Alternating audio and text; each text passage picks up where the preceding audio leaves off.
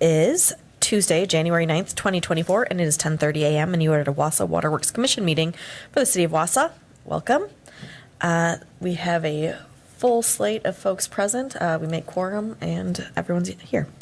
First item on our agenda is to approve the minutes of the December 5th, 2023 meeting. I would entertain a motion. I have a motion by Mr. Jean and a second by Ms. Herbst. Is there any discussion? Looks like Mr. Jean. Under item 5 with the locates, we haven't done anything to beef up staff to do that. I guess my real question is, how do you get approval to add staff? I trust we got to go to HR. Correct. I think that I think that's kind of the process and what we talked about last night as well, right? So I think that conversation will start in HR on the proposal, just like we're going to do with the added staff that was recommended, through our staffing assessment. Yeah. But is HR the final authority, or does it have to go to council? Council. It has to go to Okay, council. it Yeah, does, it'll follow yes. that process. Okay, so if we make a request, we can't be denied by staff, right? Who has to sign the request? I can't remember the process, and I'm sure What it's kind of a changed request are you asking? for a staff person to be added. Eric says, I want to add a staff. That would, if it's a new position, it would go through HR and then council, and then the hiring process would begin, Right. Okay, so assuming it's approved. we file a form and submit it to HR, and they grind it. Right. Goes to the HR committee, as was Yep. represented here. I just want to make sure we're staying on task here, because we're approving minutes as opposed to discussing this. But we I can- just brought, Yep, okay, thank you. yep. Any other discussion on the minutes? All right, all of those in favor of approving the minutes of December 5th, 2023, can signify by saying aye. Aye. Any opposed? All right, that passes unanimously. Thank you. Next up is item number 2, Director's Report. I will toss it over to Eric. Yeah, so I gave an update on the solar array task force, kind of where we're at. And it is on schedule. Chad is the chair of that and proposing to wrap that up yet this spring. That was kind of the timeline that was set for that. The task force will provide some recommendations based on what they've discussed over the last several months back to the commission. So one of the items on here really is the commission approved a contract with Clark Dietz, and we've been using Clark Dietz as some of our technical expertise with the task force to provide some information. And the task force continues to ask for some more data and information, and I just want to make sure that the commission is still okay with us utilizing some of the funding out of that contract, because that's really the only funding source we have obligated for that. So far, I think we've used a few $1,000s, just to help out with meetings and prepare some information. But they're asking for some more data, and I think that's going to, require a little bit more in-depth look into that. And so I just want to make sure that the commission's okay with us preparing that data and using I don't exactly know what that is, but I think it's probably going to cost us about another $6,000 or $7,000 to prepare the data over the next couple of months. Yeah. Mr. Jean. Ultimately, I'm not opposed to it, but in light of where we are financially, is it more of a nice thing, or are we going to get enough payback that it? Well, I think it's information that's going to be required regardless, right? So whether the commission asks for it in the future or we do it now to help the task force make, the recommendations and have that initial discussion now. But eventually, we're going to have to do and prepare. This isn't something additional that we would do beyond what we would do if we were to move ahead with the project, right? So, yeah. Mr. Force. Eric, you mentioned that a neighborhood group meeting is planned for January. Yeah. We're already into January, a couple of weeks. Are you still planning to do that this month? Yes, that's correct. That's the neighborhood group on the northwest side. Yes. That's at the very end of the month that they have their regular scheduled meetings. Okay. Yeah, I can't remember exactly what day, Jim. So it'll be at their meeting? That's correct, yeah. Thank you. Other questions or comments? Mr. Robinson? But the process, and I've missed the last couple of meetings due to some personal reasons. But the process that they were following, Joe, is one similar to Superfund, sort of collect the background information, develop your alternatives, and what will be presented at the end of the month will be the array of alternatives. And from there they'll narrow it down, and then they'll develop a recommendation. So some of the things that we need is, based upon, you need to develop the pro forma to see whether or not it'll cash flow in light of the bipartisan infrastructure law and some of the other funding mechanisms with a 30% tax credit. And I think that's just useful information to see if you can get the return on investment and other things. And sooner or later, the city will need that if the project moves along to the capital side for that return on investment and other things. Okay. Any other questions, comments? Okay, I think we are ready to move on to item number 3 then. This is presentation on the development of a lead service line replacement ordinance and associated PSC requirements. I'll give it maybe first to you, Eric, and then you can introduce the Yeah, group. thanks, Mayor.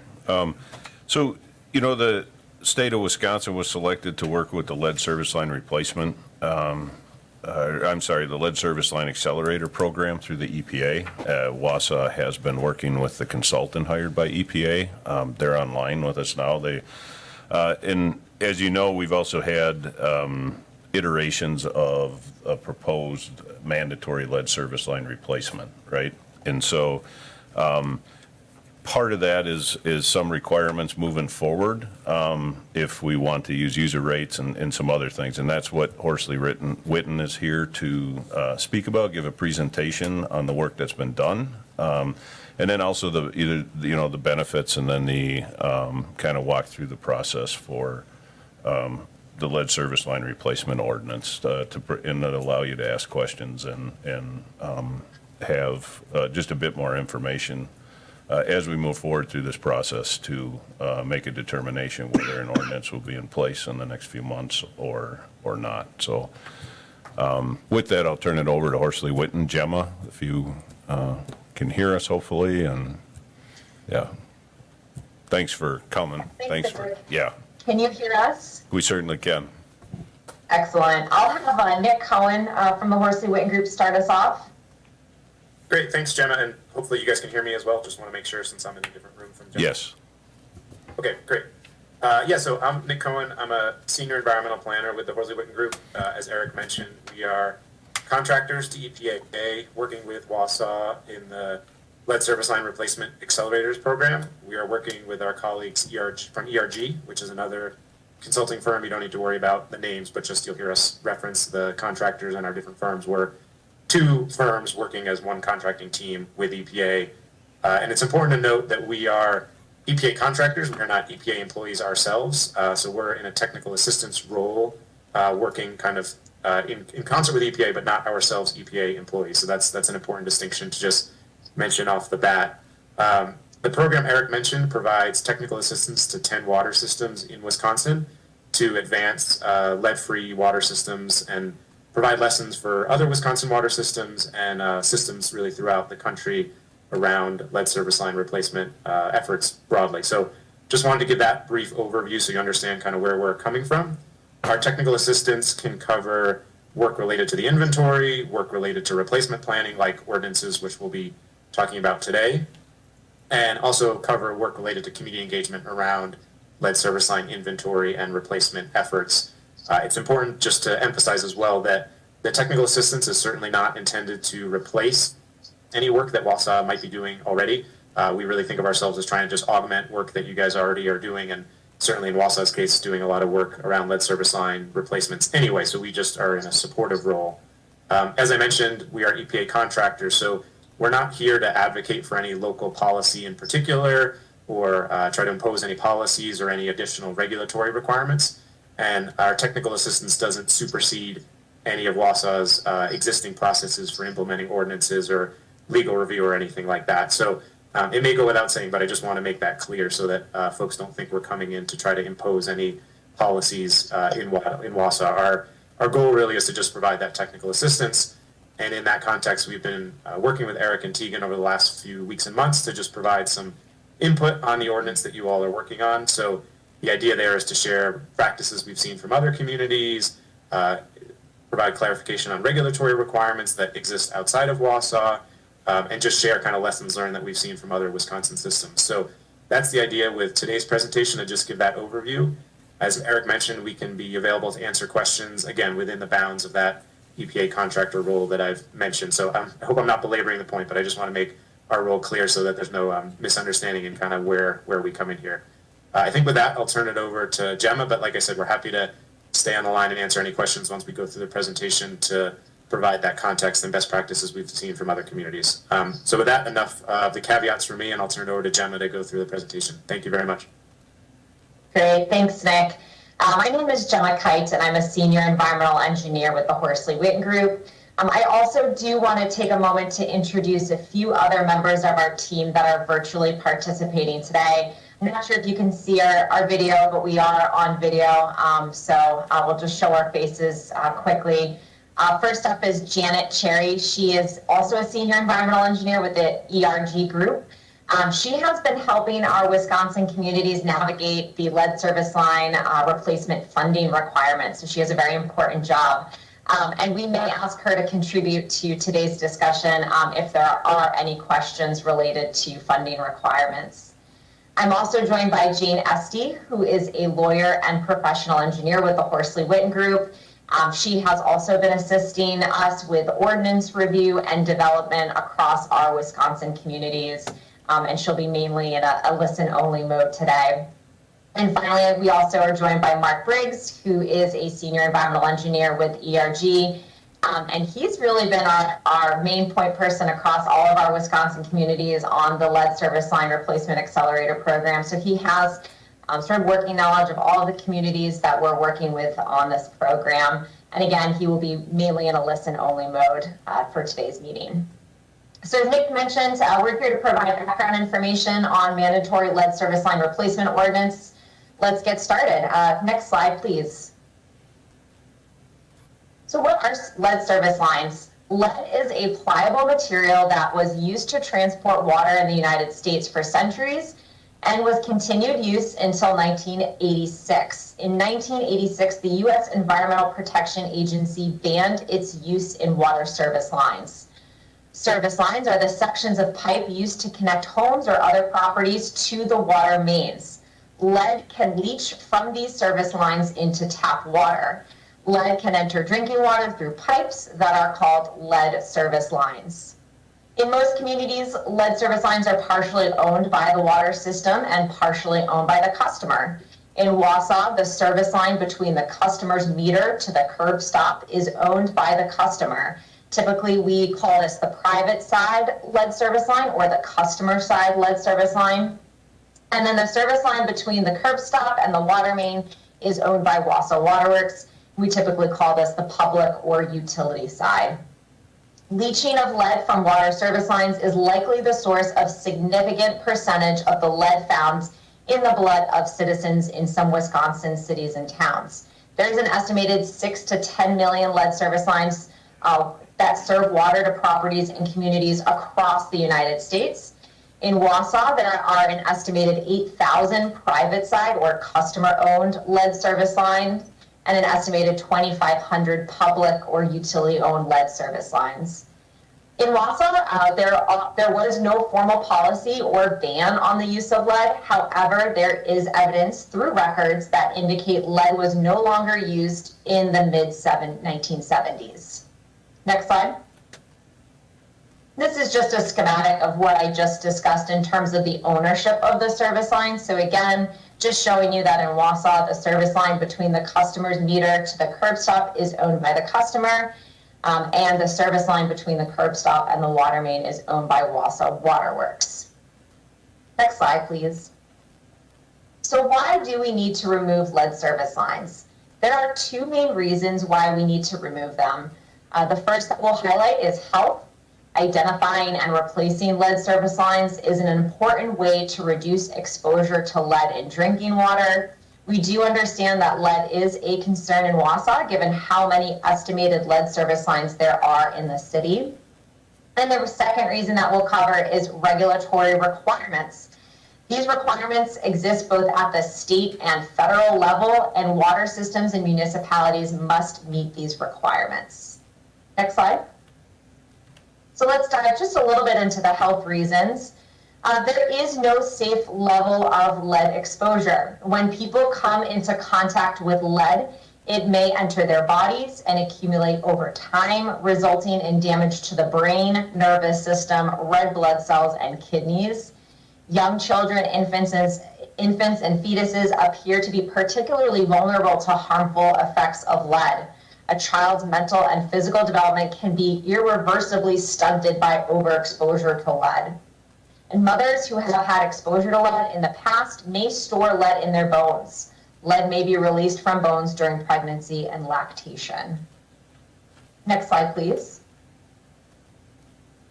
Let's dive into the regulatory requirements. So they exist both at the state and federal level. At the federal level, EPA promulgated the lead and copper rule in 1991 and published revisions in 2021. EPA is harmonizing regulatory requirements with unprecedented funding through the bipartisan infrastructure law to make rapid progress on removing harmful lead from America's drinking water. Establishing an inventory of service line materials and identifying the location of lead service lines are key steps in getting lead service lines replaced. The federal 2021 lead and copper rule revisions require systems to prepare and maintain an inventory of service line materials by October 16th, 2024. So that's coming up this year.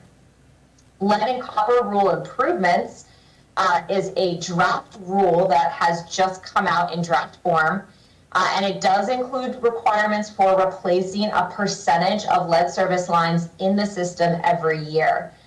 This rule is still in draft form, but there are some requirements to replace lead service lines, and this seems reasonable to anticipate in the final rule whenever that does get published. And in general, full replacements, both the public and the private side, are a best practice, and it is required for DNR funding, which we'll talk about in a moment. So we are expecting that full replacements is going to be required in a potential future rule. At the state level, Wisconsin follows federal drinking water regulations and has some of its own state requirements related to reporting lead service lines and replacements, including through the Public Service Commission. The Wisconsin Administrative Code requires lead service line removals if certain lead sampling conditions are met or exceeded. And we'll talk more about the PSC in just a few minutes. Next slide, please. Probably don't need to provide this definition to you all in the room, but what is an ordinance, and specifically what is a mandatory lead service line replacement ordinance? An ordinance is defined by the League of Wisconsin Municipalities as a local law of a municipality enacted by the proper authorities, prescribing general, uniform, and permanent rules of conduct relating to the corporate powers of the municipality. Specifically, a mandatory lead service line replacement ordinance requires each owner of a property that is serviced by a customer side water service line containing lead, so again, a customer side lead service line, to replace that customer side lead service line under certain conditions.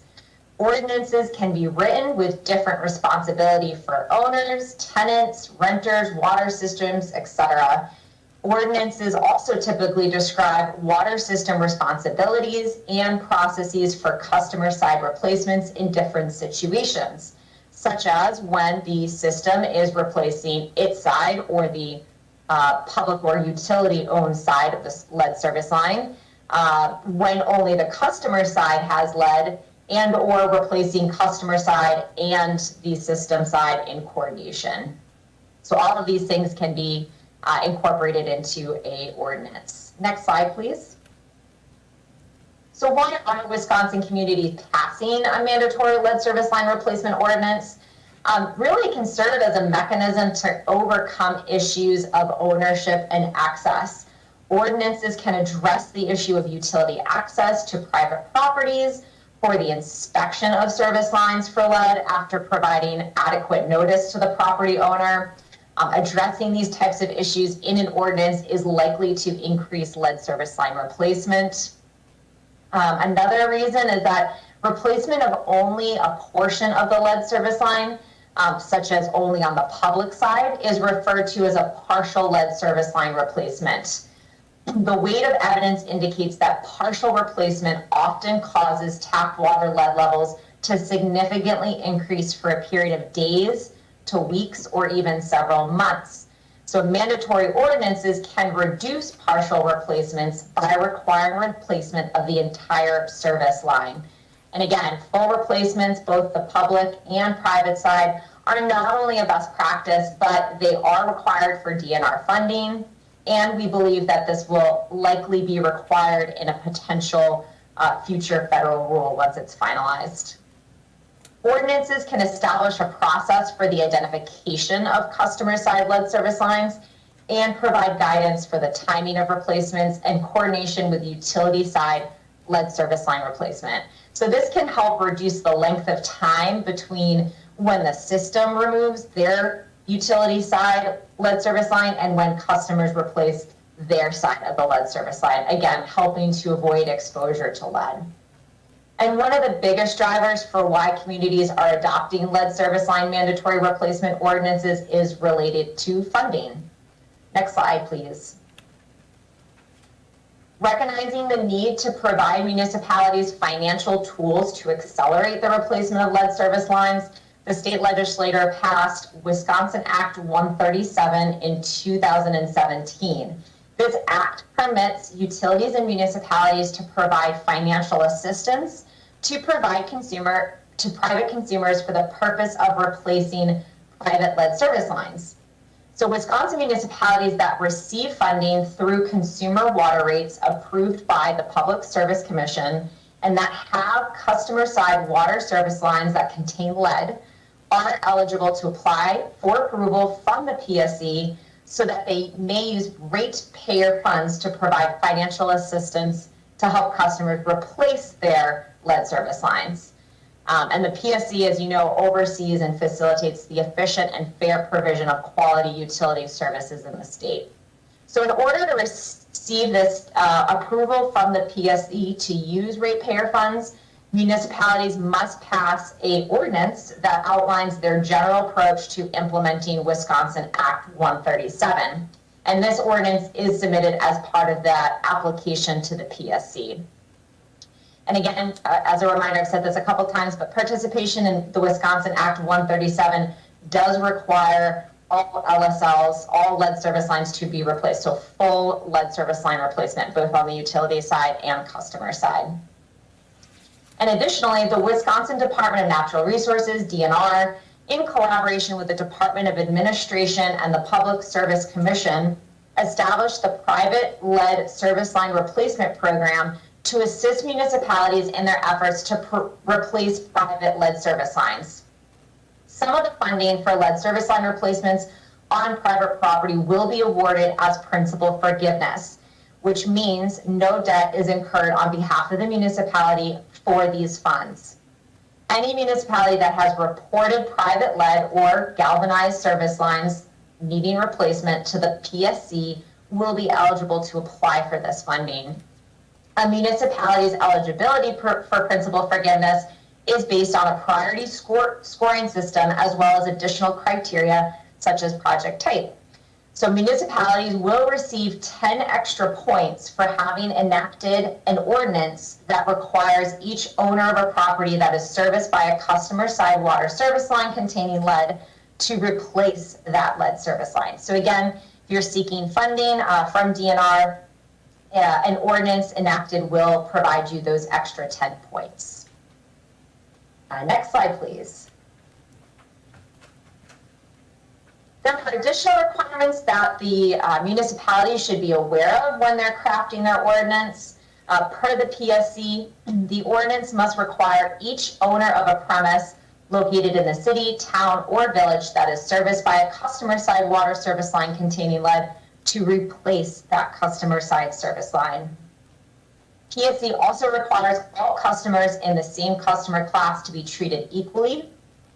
And there are various detailed state and federal requirements that water systems can consider including in their ordinances, such as notification to customers prior to system-side lead service line replacement, timing of customer lead service line replacements once the public side lead service line has been replaced, provision of mitigation measures following lead service line replacements, and customer side lead service replacements within a certain time frame for notification by the water system. So for example, some municipalities elect to include in their ordinance the 45-day notification time frame to customers prior to the public side lead service line replacement. So some of these have flexibility. Some of these are going to be mandated. A best practice that we suggest is to reflect the requirements in the ordinance where possible, while also referencing potential changes to these requirements with language such as, as amended or as revised when referencing federal or state laws. Next slide, please. So have other Wisconsin communities adopted mandatory lead service line replacement ordinances? The answer is yes. Many different communities from all parts of Wisconsin are crafting, developing, and or have adopted lead service line replacement ordinances. There are a variety of ordinances that have already passed in Wisconsin, and all of these are tailored to the specific needs of each community. So the big point here is that municipalities, communities can tailor their ordinances to local needs and their goals of lead service line replacement. And after this presentation, when I turn it back over to Eric, I believe he is planning to review some of the Wausau specific key items for your consideration for Wausau. Next slide, please. There are many different timeline considerations that a municipality may want to take into account when drafting an ordinance and thinking about their process for that. So local elections may take a consideration there, as well as funding application deadlines.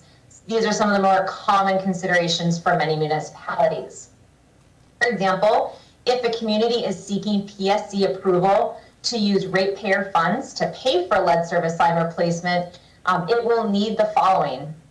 An ordinance must be drafted prior to and submitted as part of the PSC application. And then an ordinance must be enacted prior to the commencement of the utilities financial assistance program. Now, we've been told that the PSC review and approval timeframe could take anywhere between 2 and 8 months. 2 to 8 months, sorry.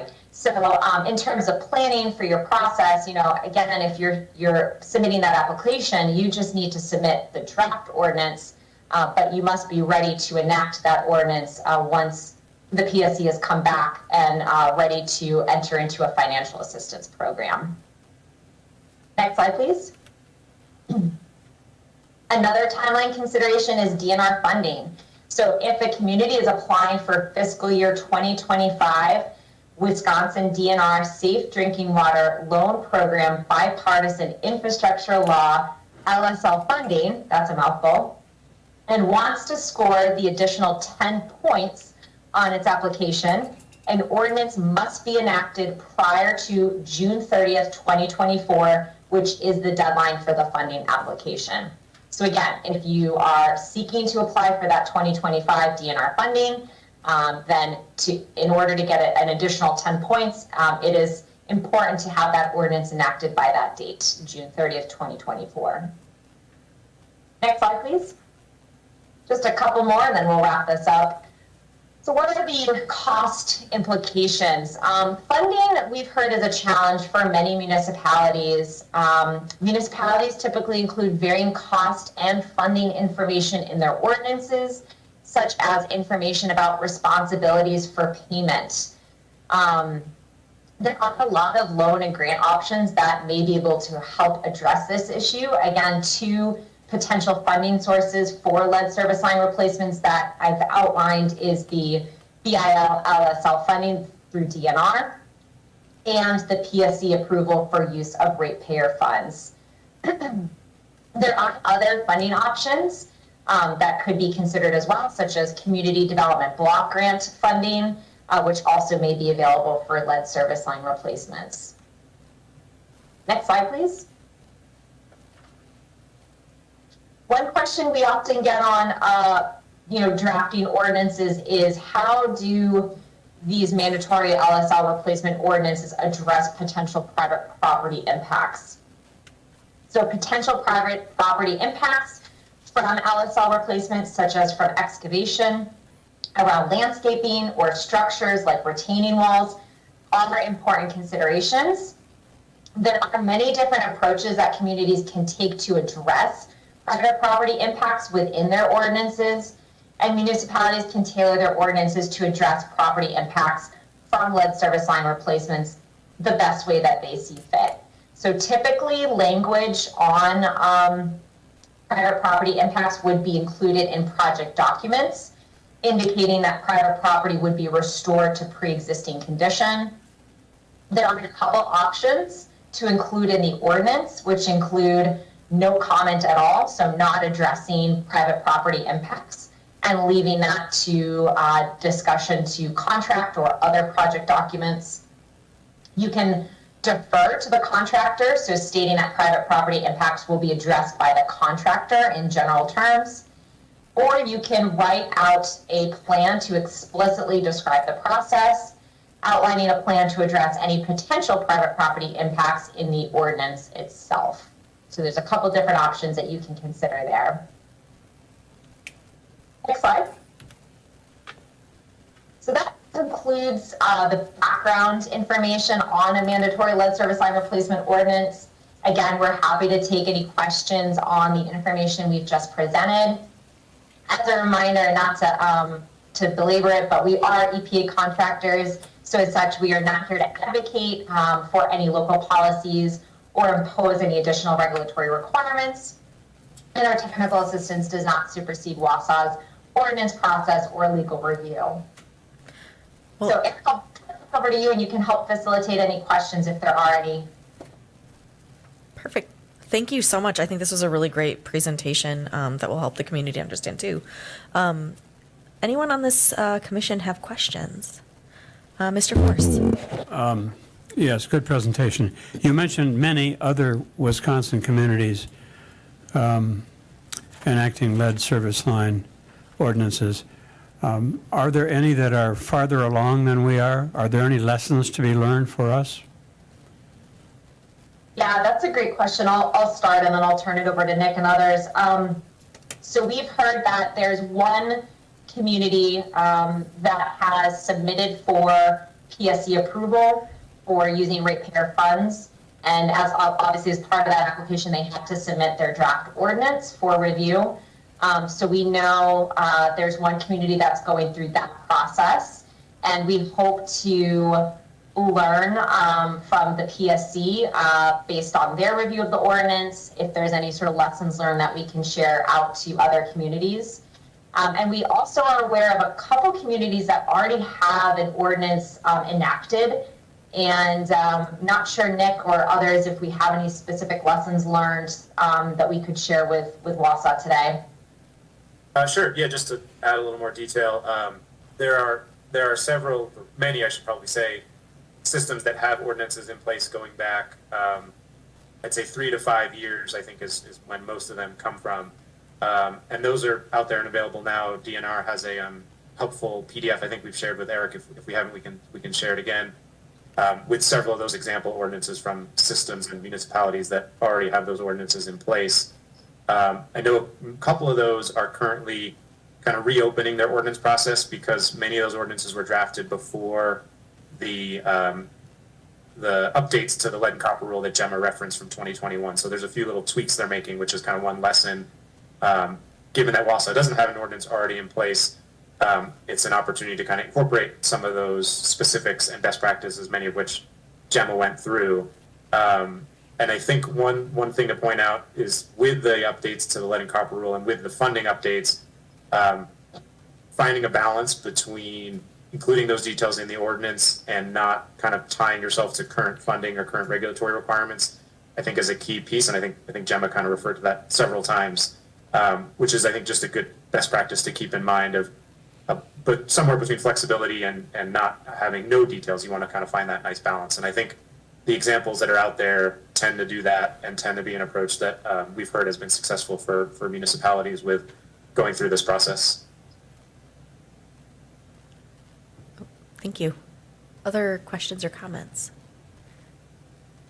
Mr. Robinson? I have some relative to, well, you've got the ordinance, the mandatory ordinance, and then we've got our sort of our policy. And I'm trying to look for how can they overlap as much, and I don't know if this is the best time to raise some of those concerns, but we're in the accelerator program. When you look at the ordinance, it's a $65 million cost over the 5-year period, with 38 million of that coming through a loan forgiveness program, and then the loan at 0.5% interest at 27, almost 28 million. And so we've got the issues of how are we paying for that, and I know that we're looking at trying to develop the plan each year for the accelerator program to get it out, and we're providing hopefully more notice than a 45-day notice, with really a 30-day notice to get a contractor in line. I have some concerns about how the two programs are going to interface.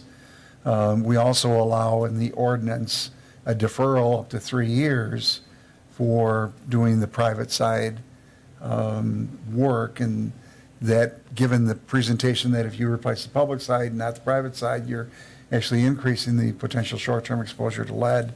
How do we reconcile those things? I know we can do some of that through a fact sheet, through steering people, but I'm concerned about conflicts as we work in the accelerator program with the ordinance and the timelines. And the final concern is just the ability to support absent, I know we're trying to capture dollars, but we're looking at $65 million at 800 service lines at a cost of about $8,300 a service line, and some of them will be done for less, some of them for more. We still haven't articulated what the resident side of the customer side of the service will be. So how do we go about, given the need for the accelerated schedule, reconciling the accelerator program with the ordinance, so that when we can go out there with one sort of message? And that's my concern. And how maybe the question for our presenters is, first of all, thank you for the presentation, but how have other communities that are engaging in the accelerator program reconciling some of those delays in the private side with the accelerator program and the desire to get both sides replaced at once, and how are they dealing with the issue of funding?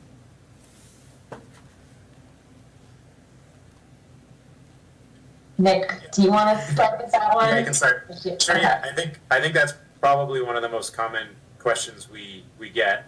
I first just want to make a quick clarification that I think in Wausau you often refer to your program as the accelerated or accelerator program to remove lead service lines in Wausau. And then there's the EPA-funded lead service line replacement accelerators program that we are a part of.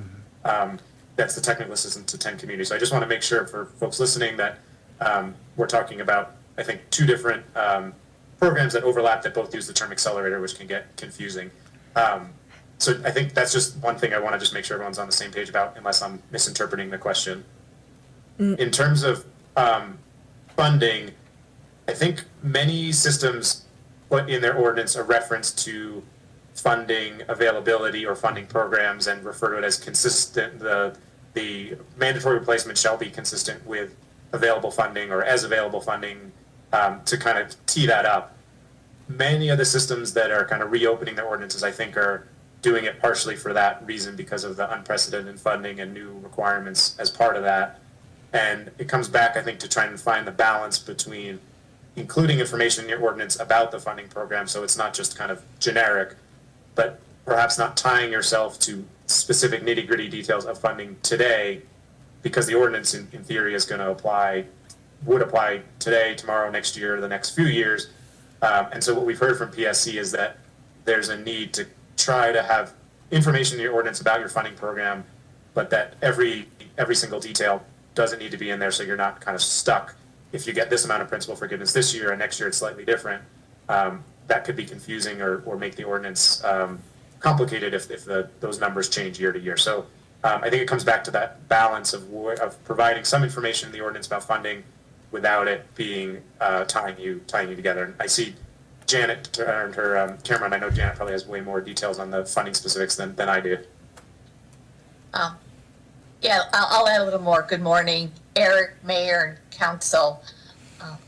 Just to add to what Nick said, yeah, you want to make sure your ordinance does not limit the manner in which you can make whatever funding you receive available to your customers. So Eric, congratulations. I see Wausau did get $5 million plus at 50% principal forgiveness. So this is a great example of you've received some very favorable funding that you'll make available to those customers for their customer side replacement.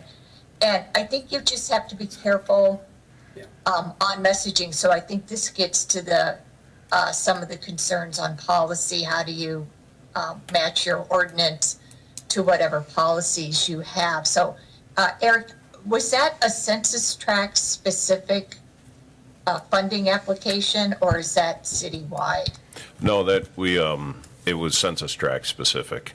Okay. Yep. Okay, so you have, a subgroup of your city, some, group of homeowners that are getting very good funding, and I'm not sure if you've decided how you'll communicate this to those homeowners, but I think this is where you need to be clear to all your customers that you're doing your best to secure funding, and you're at the mercy of the funding agency as to the terms of the funding you receive and the census tract that you're working in. And I'll give an example of Kenosha, who received 100% principal forgiveness for some of their census tracts.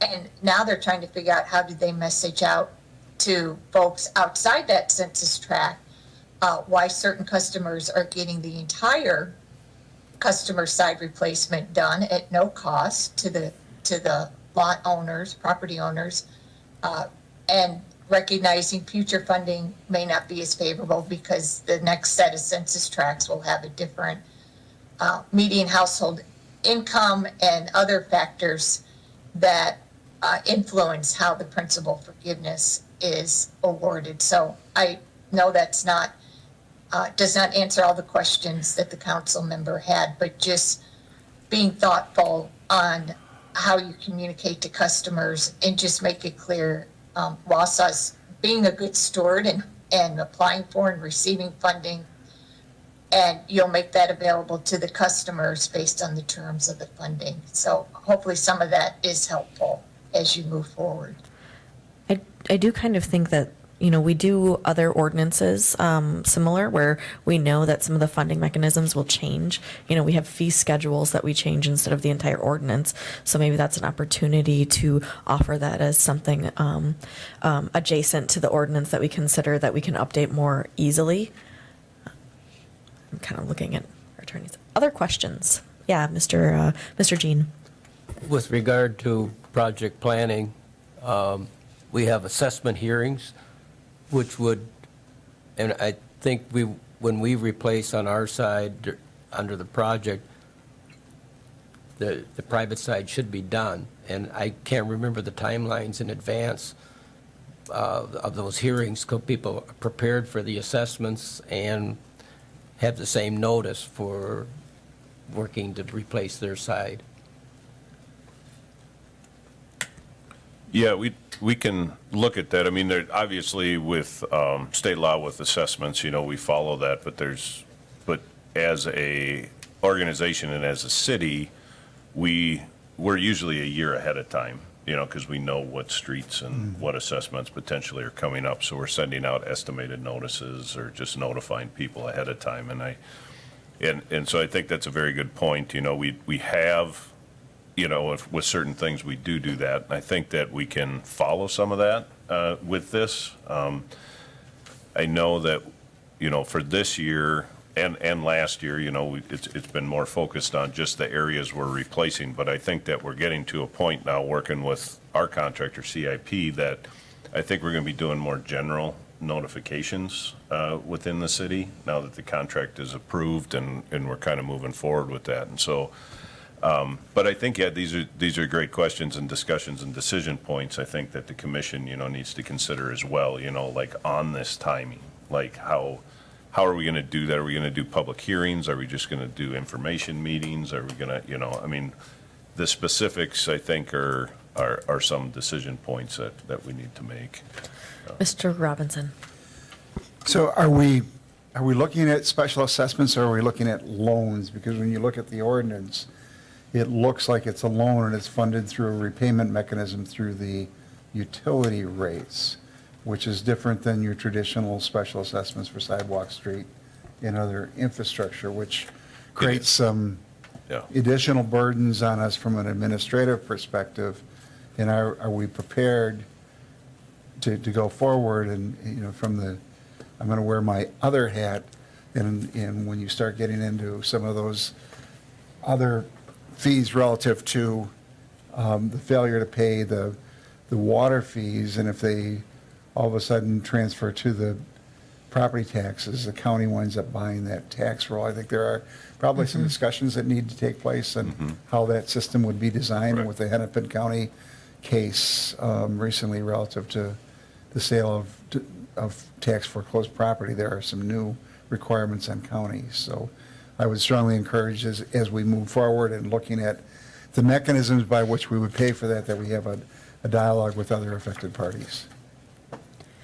I think you're right. Mr. Dean? I wasn't thinking about how we're going to pay for it, although that discussion obviously has to be thought through. But it also, my point was that it gives an opportunity to give property owners in advance warning that we're going to be working in that area, just like we know we got to have, they're going to be assessed for, I didn't say the lead service, I just meant the normal assessments that are incurred or levied. Well, and I know that working with CIP, they have been going door to door and talking to property owners specifically and making sure we're in the language that they speak and things like that too. So this is a lot more intensive person-to-person effort too. What other questions or comments? Mr. Jean? This isn't a question. For clarification, the way I remember it as an employee, the timeline for not having lead service installed, at least on the utility side, I think was in the mid-'60s. And maybe it may have been partially completed or phased out in, I don't remember it being in the 70s, but it could have dragged on into part of the 60s, beyond 65. But that's something we can talk about. Mr. Robinson? Just from, you know, in light of the discussion yesterday and again today, when we start looking at that loan side, I think one of the things that we need to understand before we finalize anything relative to the ordinance is the impact upon the utility in rates. So I think there are, you know, there's the issue of reconciliation of the programs with CIP and the ordinance, the issue of reconciliation processes with payment, whether in assessment and payment, which gets into how are the rates adequate? What are we looking to the property owner to do, or the owner and others? So we've got a lot to do in a short period of time. Mr. Force? Are we in a position, are we in a position, Eric, to discuss the memo from your office that came out today, dated January 9? Maybe it was yesterday, I'm not sure, but the lead service line replacement ordinance that your office has put together, and Are we in a position to discuss any points in that today, or is that? I mean, Not to be, yeah, I mean, absolutely. I guess what I wanted to present to the commission to start thinking about, and having a discussion about are these are decision points, and the commission's already brought up several of them, right? Right. Between funding and timing and how all of this works as well as the presentation today. And so, but these are all decision points that'll have to be made. Okay. Before an ordinance actually gets recommended on the council. And I will say, for 2024, because we don't have PSC permission this year, that loan portion of the project is going to have to be funded from another source other than revenue rates. And so, so we know in 2024, there's going to have to be a funding source for the lead service line replacement project, other than revenue rates. And so, but I think moving forward as this program continues from year to year, as long as we can get the application into PSC and get an ordinance in place, if that's how the city wants to move forward in the commission, then possibly in subsequent years, then revenue rates could be considered, at least for 50%, I think it is, for that cost, so. But the document we're looking at is at least a first cut at the ordinance? It is, and I've Okay. been working with legal. Tegan's been helping me out with that, some of the terminology. And then Horsley Witten, we've been working directly with them because they're working with so many other communities in Wisconsin. And so we're kind of getting input from the other communities through them and then working through our legal team to. That's good. I see a reference to Sheboygan here. Do we have any other questions maybe for this group? And then we can maybe move on to the next item. That is what we're discussing, if that's good. Any further? Okay. Thank you so much for this presentation. I think it was really helpful. We're going to continue discussing something similar. If you are interested in sticking around, you're welcome to. But thank you so much. Thank you. Thank you for your time. Thanks. All right, we're on to item number 4, discussion on a draft lead service line replacement ordinance and proposed schedule. Comments, questions, continue discussion. Mr. Force. Yeah, I guess I got ahead of That's okay. the flow a little bit here. So I was interested in section 9 where we talk about financing, and I wonder if you could explain that a little bit, particularly points C and D, about the remainder of the cost of following a grant, and what portion of the financing will fall on the property owner. What you have here is relatively clear, I think, but I'd like a little bit more elaboration on point C and D, how the property owner is eligible for financial assistance, what that assistance would be, and what the property owner is more than likely going to be responsible for paying by himself or herself, and how that, there's reference here to a 0% interest loan of up to 6 years provided by the water utility. So could you elaborate a little bit on that, Eric? Yeah, I can. So this is an option for the language, right? So these are opportunities for other funding sources to come in that would be adopted into the ordinance. So as Horsley Witten had mentioned, there's other funding sources out there like community development block grant, right? And so some residents within the city would be eligible for those funds. And I've talked with community development about that and applying, for the city side, because right now we're using those CDBG funds for sidewalk, curb replacement, some streets and things. But I think that we could, beginning in future years, start using that, or at least applying for that program for lead service line replacement on the private side. And I know CIP is also looking at some subsequent funding as well to help offset the loan portion. But it also provides the fact that, there is an option that the city could set up a loan program for residents, right? If it comes down to that point, right, for their portion. So that the city, the utility might carry those costs up front, but over time they would pay them back. And And, finance does do that, for other things, right? And so they set up loan programs over time for high special assessments, things like that. So those programs are used within the city. Hopefully that helps. Do a Jim. follow-up from Yeah, Mr. Forst, followed just by one Robinson. last, and then I'll get off the stand here. When I hear about costs and I hear about numbers, we continue to talk in terms of 8,000 to 9,000 private lead service lines, and I've heard estimates from 3,000 to 10,000 per line replacement. I would just caution us to keep the individual property owner in mind when we make these broad, general statements. In my case, at my address, I'm mainly concerned about what it might cost to replace my lead service line, which I have one, and what portion of that cost would be my responsibility. And so I'm just urging us to keep thinking in terms of the individual property owner rather than just using these large numbers all the time, which seem pretty staggering, actually, when you add it all up. And I'm afraid the message might get lost if we keep doing that without paying attention to the individual situation. And I do know that each individual situation is exactly that. Yep, Mr. Robinson. So is the 6 years based upon the current special assessment policy? No, I think that year time frame, John, was actually taken from another ordinance. Okay. Yeah, another city's ordinance, they established that 6 years. It wasn't specific to Wausau for. Do we know what our repayment period is for the Safe Drinking Water Act loan portion?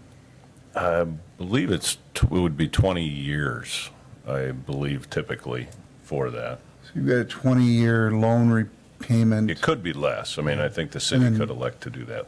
Do we know what the market rate is on that portion? I think Brian Romer's emailed this. I might need you to have Well- a, 0.89. Right, but the lead service line, I think, is set at like 0.5%. I think that is a special, we can verify that, John, but I think the lead service line replacement funding is set at like 0.5% or something like that. I think it's lower, yeah. So I think that might be something we would want to keep in mind if we're looking at a 6-year repayment schedule versus a 20-year loan to the DNR. Granted, do you want to carry it for 20 years, but that's a variable that we could discuss going forward. Sure. sure. Yep. What other comments or questions does this body have? Or is there anything from our staff and the audience? Yeah, Mr. Robinson. I have some other questions relative. I think there's a need to define the commission in there. There's a need to tweak the fiscal note to reflect we're missing the loan in the 5th year. There are some just little nuances in there that we would want to do. But I am a little bit concerned, given the discussion earlier, is that, so if we do the public side, will we be giving the private side, the customer side, 3 years to do it? And how will we, I'm just looking for a streamlined approach. Again, policy versus Right. the ordinance. So we're out there working with CIP, we're working on it. We're going to replace everybody on that street, but somebody says, no, I'm going to take 3 years. So they've exposed themselves to additional lead because we disturbed the public side. And, can the ordinance have an override on that 3-year if there's public funding available? I think we need to envision potential conflicts because there are some people that are contrarians that are out there. And I would hate to have that contrarian be a owner of a rental property that would not protect the tenants of that property. So I think we want to give some thought. I don't know how to do that, but Right. if we're going to try to get a seamless approach and we've got the impetus, let's look, can we tie those together? Yeah. And I think that was a big part of the discussion initially was, if we have funding, the answer is going to be we're replacing it, right? So, But that's not what the ordinance says. yeah, agreed. Right, Yeah, right, it's agree. the draft, the amalgamation of drafts. Other comments? Oh, Robinson had his finger up before I saw your hand, Mr. Jean. Then I just, relative to enforcement in the issue of authority to discontinue service, from a health and wellness perspective, I think we need to look at that carefully to make sure that we're not adopting something that would be challenged. Agreed. I absolutely agree. Yep. Mr. Jean? In the presentation, did they say that there might be federal regulations that if we change our side, that has to be done at the same time? I thought there was something. Well, there was a recent announcement with the EPA where they said they are condensing the replacement for all municipal utilities to 10 years. But I don't remember a specific data point about a requirement of private side replacement if we would do the public. They might not have gotten into it. Yeah. But the expectation is within 10 years. Right, so the LCRI, the lead copper rule improvements, states that there will be no partial replacements. And so the EPA has stated that there's a couple different scenarios that can be, right? But then there's time, that things have to be done. So the DNR will adopt that, but then the DNR may make that more restrictive, right, to not allow it, or if the public side is replaced, they would only have so many days to replace the private side, right? And I think there's some of that language in right now, Scott. I can't remember all the details, but I think the overall arching consensus is that there would be no partial replacements, right? Yeah, initially, they were going to tie that to 45 days. Yeah, okay. Between replacements, or at least the sides, and there's some challenges coming to that. So there's nothing permanent yet, but it's still on the horizon for the rule improvements. Thank you. Other questions or comments, concerns?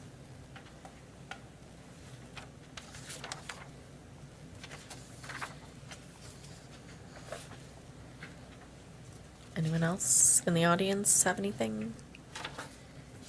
Okay. If we're good, we can move on. If you come up with something, please email us. We'll continue working on this. We want to maximize our funding, obviously. Alrighty, up next, item number 5, discussion on the wastewater PFAS sampling results from November 2023. I don't know if Ben wants to take it, or Eric, or both. And let Ben take the lead. Sure. I guess we'll start with the influent sampling results. Two of the PFA chemicals or chains that we're looking at are the PFOA and a PFOS concentrations. On the influent, we had a PFOA of 4.8 nanograms per liter and a PFOS of 8.91. On our effluent samples, PFOA was 7.73 and PFOS is 34.0. And then the sludge, the biosolids, is kind of a different animal. On the influent or on the effluent, you're looking at the two chains separately, and the biosolids, you're seeing the two combine, the PFOA and the PFOS. On the sludge, we're looking at 8.341 nanograms per gram, which is under the it's less than the 16 nanograms per liter or per gram. So we're looking very good on the sludge end of things. On the influent, you can see that it's indicating that it's coming in less to the treatment facility than what's going out of the wastewater treatment plant in the effluent. In its infancy, we are now trying to figure out why that might be. If it's what they call the biotransformation, which happens within the treatment facility where the chains can change from a long to a short chain, vice versa. If that's yielding the higher number on the PFOS, we're uncertain at this point in time. But we will be definitely looking at chemicals used and just keep plugging away, trying to figure out what the cause might be for that. Questions, comments? Anyone? Mr. Jean? Just for clarification, the numbers for the sludge are, did you say they're below or pending standard or recommendation? Well, with this biosolids, it's on a tier program or step level, let's call it. If under less than 16, there's no action that you'll need to take. If it's above 50, there's intermediate action you'll have to take. And if it's above 150, I believe you have to hold your sludge and you can't do anything with it. It has to go to a certified landfill. So what was our number? Is it a combined number or is It's a it? combined number of 8.3. Oh, okay. And So we're as- under the 60. We're under the 16, so we're looking very good on that. And is this the first time we've tested the sludge? I'm just, like, This is the second round. the of second testing. round. Both results. will come Similar. back. We're waiting on December results to come Okay. back yet. I'm just trying to recall if we had a benchmark from like pre-treatment versus now, but we don't. Well, the pre-treatment would be the influence side. Yeah, yeah, I mean, I guess before we, as a city, started Oh. filtering everything for PFAS, wondering how it affects the cycle. Correct. Mr. Force? I'm not clear, are we testing every month, so we'll see a trend with that sludge PFAS number? So we're going to do this probably for 3 to 6 months, depending on what the commission would like to see. Okay, thanks. So I can, I would guess I would ask that of you, how long do you want us to continue testing? With that, we have to report these numbers to the DNR, so I will be sending these results to our. Well, 3 to 6 months should take us through different seasons, True, yes. and I would defer that decision until after we see some of the upcoming results. Very good. What else? Mr. Robinson?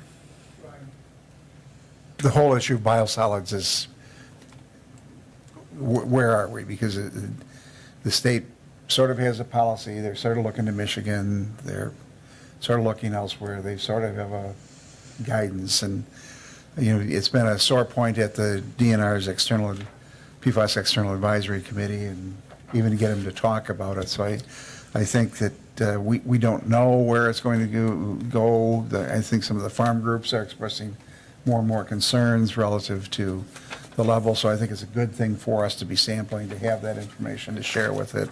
It appears to be well below anything that's proposed for a standard in the other states that have developed them, but even EPA has been slow on it. But I think first of all, thank you for doing that. I think it's good. I think you're seeing that transformation is very common. You know, when you start getting different processes affecting it, some of those chains and some of the PFAS, the large, you know, change and become something else, we'll have to monitor that. And I will have Jim Ballman, who's probably an expert on this, take a look at those numbers, and if he has some thoughts, share those with you. Very good. Thanks. What else? Anyone? Okay, thank you very much. We will move on to item number 6, discussion on utility financial strategies and key performance indexes. We have Wausau Finance Director Marianne Grote here to lead this discussion. Thank you. This is what you're looking for. There's one more. Perfect. That was Valerie, who Choose to water utility. Yeah. So, you know, as you know, we implemented Workday January 1. Workday has set up their system so that you have basically separate books, one for modified accrual, one for full accrual, and then you can have others for example, if you were a for-profit company and you wanted to do your tax return off of your financials, you could have a tax book a federal and a state one. So it provides a lot of flexibility. The difference between a full accrual and a modified accrual, really full accrual is what utility would use where you're booking depreciation, you're recording long-term liabilities within your financial statement, and that looks at the overall organization's financial position and also allows you to look at your long-term debt and, what capacity there is in your cash to fund new assets, things like that. The modified accrual looks more at the short-term performance of the organization, and it eliminates non-cash transactions like depreciation. You're not paying someone when you record your depreciation. It's a non-cash transaction. So what I've presented to you today is modified accrual. It's really the impact to cash, because I think, obviously cash is king, as they say. If you don't have cash, you can't do things. This is basically more of a cash or a short-term need. So when you look at modified accrual, accounting practices say your expenses are going to be based on what you paid or for the goods or services that you've received as of that period. So this is December 31st. So this is the bills that you've received to date for services that you've received to date. On the revenue side, it's more of a short-term receivables. So receivables that are due within 3 months, which for the utility, because whenever you issue a bill, it's due in 30 days, is your full receivable. So when we did our budget in 2023, for 2023, we had done it on a full accrual basis because that's what we were, looking at or focusing on from a financial standpoint. Now they are recommending that we budget on a modified accrual basis, so you'll see a difference. For example, when we budget debt service, we budgeted on an accrual basis. This is cash basis, what you actually had to pay for debt in 2023. And that's another difference between modified and accrual is you wouldn't even see your principal payments on your income statement because they would be booked in the long term on the balance sheet, so you don't ever even see the principal on your income statement, though it definitely depletes your cash. If you look at the sewer utility and think, rates were in place for all of 2023, so you would think that if we had gotten our rates properly set, that we would have a rate of return or a slight profit. These financial statements are very preliminary. We've had 3 days in 2024 to receive invoices from vendors that bill after the month is over. So it's missing a lot of invoices or bills that we would receive that relate to that last month of service, but we haven't had a chance to receive them and get them into the system. There also are a lot of allocation processes that go through between the water and sewer utility. While we tried to put a provision for the largest one, which is the meter allocation, we did not go through all of those. The closing of the utilities books usually takes about 3 months to get all of that activity in there. You can see that when we look at the budget, we expected to lose about $636,000. In our income statement, I wanted to separate out your typical operations and your regular capital projects. So, the utility purchases vehicles or equipment on a regular basis. They do some street replacement. Those reoccurring things are all showing up in operations. The significant changes like the treatment plant, which you're not going to do on a regular basis, I tried to isolate those so you could see what we commonly do versus those extraordinary items. So like I said, we budgeted to lose about $636,000. We actually right now are showing an increase to, cash, if you'd want to call it that, by about $1.6 million for the sewer utility. And that includes a small amount of capital outlay this year, just $386,000. It's small because the city granted the utility quite a bit of ARPA money to carry on those. So, can we say that it's going to meet our needs? I don't know, long term, because we'd have to really look at that capital plan and see where the capital plan is versus, the 1.6 million that we didn't spend, the 386,000 that we spent, and then also analyze some of the costs. For example, professional services. The largest component of professional services is engineering services.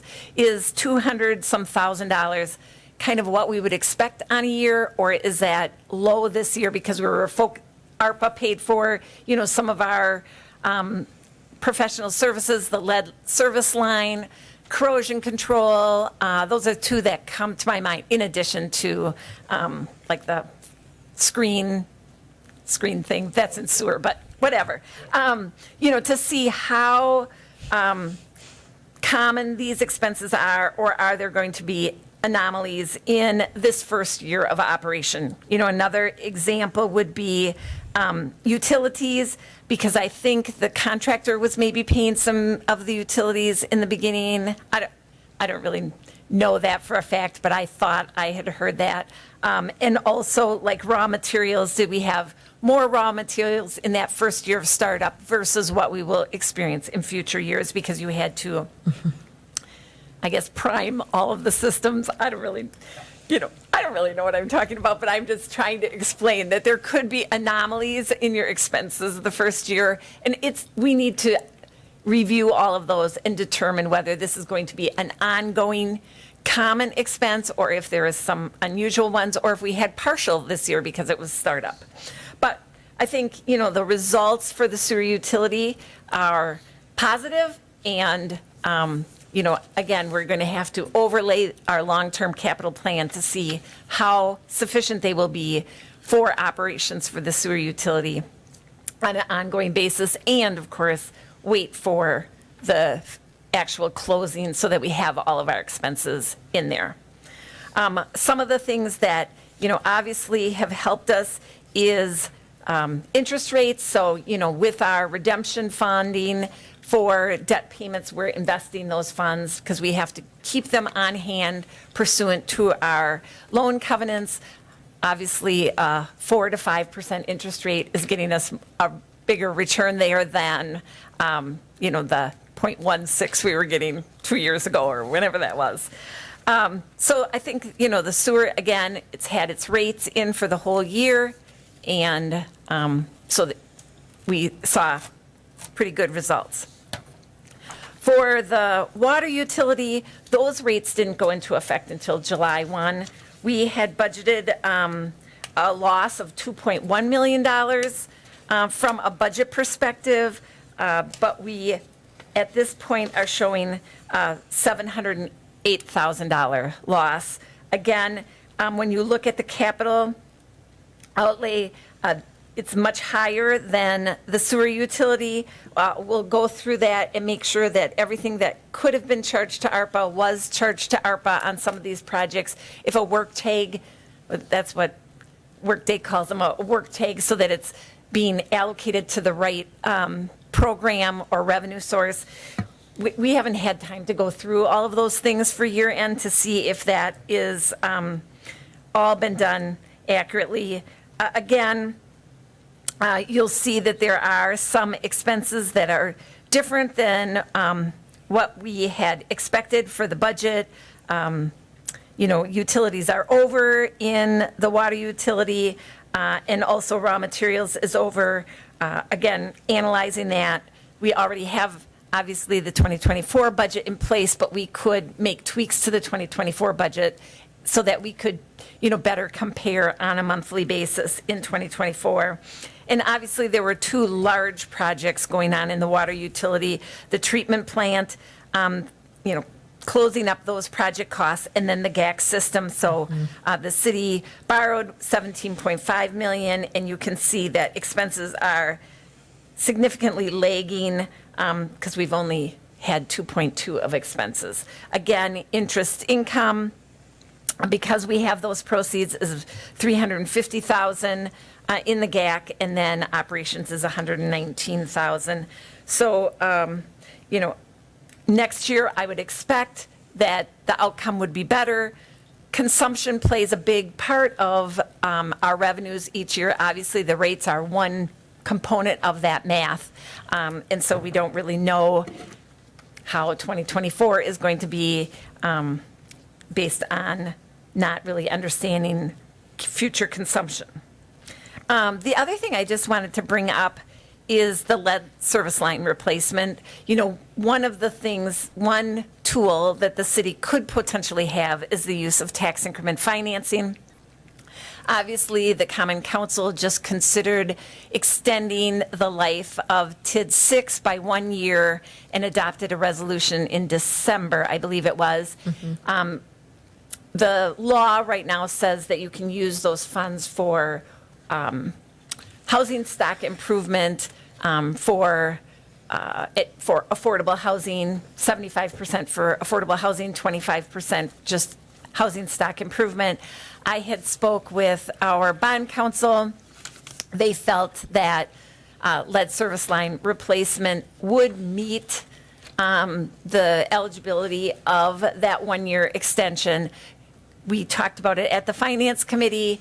Council did adopt a resolution that excluded the lead service line replacement program. I did also speak to the Wisconsin League of Cities. Kurt Watinsky was still working there, so I don't know how long ago it was. I don't know. It was a year within ago, the maybe? last year and a half, yeah. About specifically listing that as eligible cost for the TID districts. And like right now you get to carry over or extend 1 year. Would it be appropriate for the legislature to consider a second year just for lead service line replacement? That certainly is beyond, or I'm told that's beyond my scope of work, but that is something that, council could consider asking legislatures to consider. Obviously, lead service line replacement is an issue throughout Wisconsin. Mm-hmm. We have, as been pointed out, very few resources to pay for that. And I think when you look at the stakeholders of a tax increment district, the county and the schools, it is an issue for all of those overlying tax jurisdictions. The county on their strategic plan wants to be the healthiest county in the state. Well, if And the safest. Yeah, and the safest. And most prosperous. That definitely meets their goals. Obviously, the school district, which is another large taxing jurisdiction, healthy kids has to be in their strategic plan. I haven't read it, but I would think, given the food lunch programs and, psychologists and nurses and all of the things that they are dealing with today and the behavior changes that, lead service line can contribute to a child. It's part of their, main priorities, that it would seem like it's everyone's priority. And to me, again, it is a tax. It's not a grant from another agency, but basically that's tax too. So that It's I an definitely option. think that the council should consider reaching out to their legislatures. We have another tax increment district that's closing in another year or so. So, there's opportunities for the city. $4 million is what the TID 6 closure is giving 1 year to low or affordable housing. TID 7 is slightly less than that. So there is that option for consideration. Again, I know we only have one council member on here, but I definitely think that, the more tools you can have in your toolbox for something as important as lead service line. I'm getting looks from all of these members who look like they have questions and curiosities. We can start with Robinson and then maybe go to Mr. Jean. I would just say, last night when I left this meeting, I went to a TIF task know. force meeting, and there may be differences of opinion on how long to extend TIFs, so Well, it's a for healthy sure. discussion for the future. For But sure. I do have some questions, because last night, we were, sort of Yeah. wrestling with the issue of what would implementation of the Baker Tilly recommendations be, where would we be relative to a compensation study? I think that one of the issues that's missing in the water utility is the whole issue of disposal of resin, and other things, and how do these impact it? When we start showing a expense over revenue, where do we make up that difference? And, I know some of it is depreciation, which isn't reflected in here, but, if the average citizen picks up this paper, it looks like we're losing money, even, we budgeted for a loss, we lost less, but we still lost money. So in the long term, how do we reconcile that, and how, there are a number of factors that go into it, but. Right. So, I think, and we all knew we were kind of behind the eight ball with the water because it is governed by the PSC. They said no rate increase on your construction until it's in place. So we were not, even though we were paying interest on those, on the construction of that, we were not able to include that in any rate. And you can see that, in '23, that was 2.4 million. In '22, I don't exactly remember how much it was, but it was significant. So, we are, and always have been with the water utility, kind of restrained by what we can actually recover. So I don't really know how you make it up, except for through good financial planning and looking at our capital plan. That's why, I was encouraging us to use our ARPA funds for the water and sewer utility, because I felt like that was where we had our greatest need from an internal, and that it, ultimately impacts the residents and the ratepayers. We do have some funds left. So, there were a lot of options for council to consider, another year of capital projects for the utility, just a transfer for the utility, picking up some of the, costs such as the resin replacement. That would be, one solution. But I just think that we're going to have to just deal with those issues. Obviously, Moody's had a concern about the cash position. They had when we originally had put a caution of a potential downgrade when the city borrowed their money this year. They removed that because we had improved the cash position of the water utility significantly. So I think as long as we continue to work on that, that's why I think, I guess, what we'll do, there's a lot of talk about the payment in lieu of tax and eliminating that. Again, if we have the expenses on the general fund side and we eliminate that revenue source, again, it impacts operations. So whatever we do, unless we can find funds from the outside, it's going to impact operations. Mr. Jean. The funding from the TIFs, could that money be used citywide, or does it have to be? Yes, Oh, the not- one-year extension. So, thank you, that's a great question and a great point. We could actually do project plan amendments, so if you have a TID that has some, extra capacity, and when I mean extra capacity, I mean it could pay off early, you could do a project plan amendment and include lead service line replacement as part of your project plan within the district and the half mile. Generally, our districts are not in residential neighborhoods. They're usually, industrial park or commercial. With TIF 3, for example, which is our downtown district, that does have a lot of residential components to it. And given the half mile boundary, you could recover some additional costs. That district ends in 2031. You have to spend before 5 years of that mandatory termination. So, we would have to do that sooner versus later, because we would have to have that done in 2027. 2026, excuse me. And then, but if that 1-year extension, it can be anywhere in the city limits. Thank you. Other questions? Mr. The Jean? the discussion about reducing the payment in lieu of tax, that puts a burden back to the taxpayer. And we're collecting money from nonprofits, schools. Right. So, you got to balance that out, and I don't know enough about it to do that, but I think we did that a little bit when we did the major upgrade of the wastewater in 89, 90. I think we reduced it, or is the utility not paying any? We reduced it last 2022 for the first year, and then we've basically frozen it now.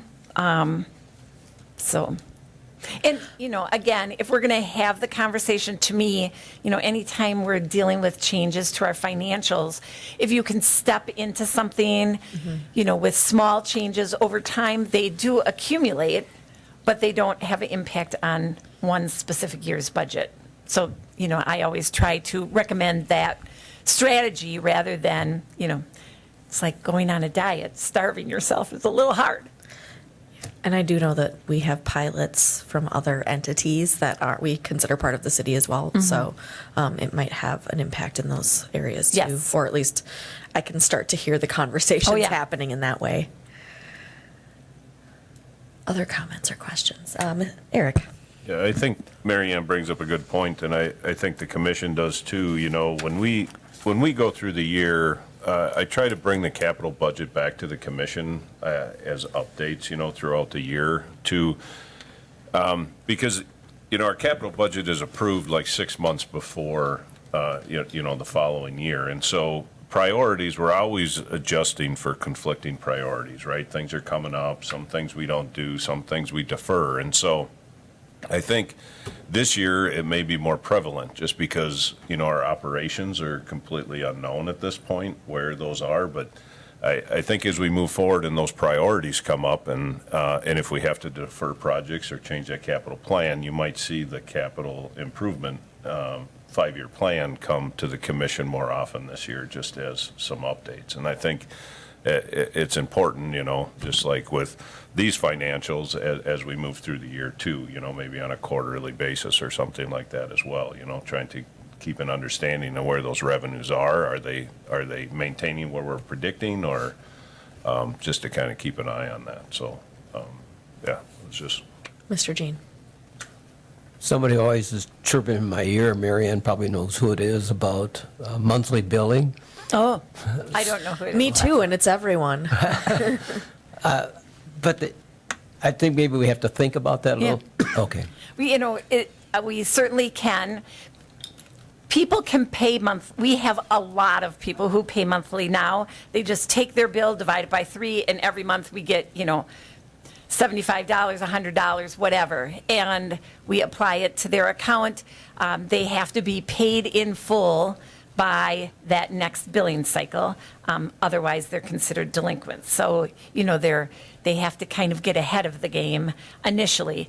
But we can certainly look at that. I did reach out because Oshkosh did go to monthly billing.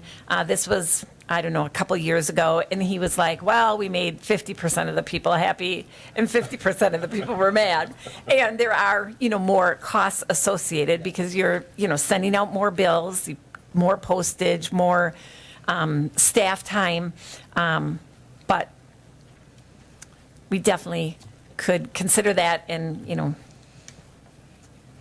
I'm not sure how long it would take, but we could. Operationally, is that a policy that this body would set, or is that something that we decide? Yeah. And maybe that, This okay. would, this, Okay, just curious. Anyway. and I think, I don't know if it's in the ordinance or, I'm not sure. Okay. So you might have to have an ordinance change too, I don't know. Okay. I haven't seen it, but Okay.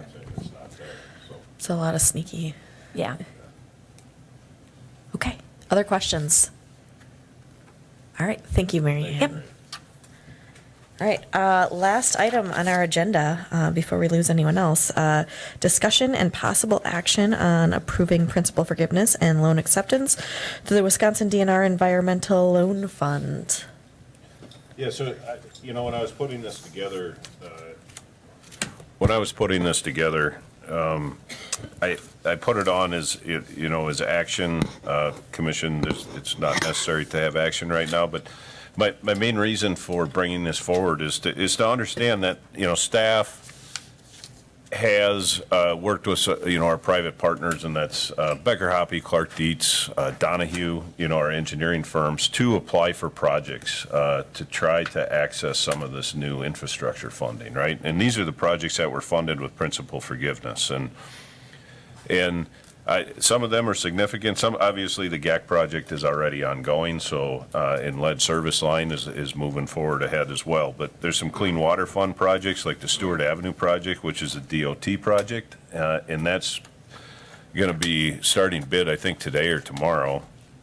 But having approval on these, or at least somewhat to move forward is important, because depending on the funding source, depends on the type of procurement we're going to need, when we're bidding these projects. And so when we have DOT projects who's doing the bidding for us, then we need to let them know that we have to add additional provisions, right?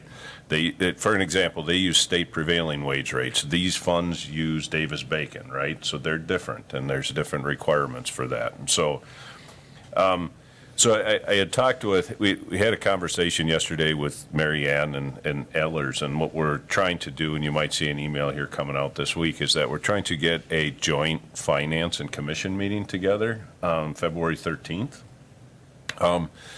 to take a look at this and have Ellers present, on how, because we can't take the principal forgiveness without taking the loan, right? And so we want to understand what this debt issuance, how that affects us, and moving forward, and what that looks like. And so we can have a better conversation about, these projects moving forward and priorities as well. And so, and I think it'll also help the council determine, like, should additional ARPA be put towards some of these there might be some other stemmed off conversations and tangents on that as well. But I wanted the commission to understand where that I feel overall we've done quite well with the principal forgiveness, funding that hasn't been available before. And so I think this is an important consideration for us to move forward and get some projects done that are priorities for us, and projects that are already ongoing, so. Questions, comments? Okay. All right, I guess with that, we have one final motion that I would be requesting. I have a motion to adjourn by Commissioner Robinson and a second by Alder Herbst. All in favor can signify by saying aye. Aye. Any opposed? All right, thank you, everyone.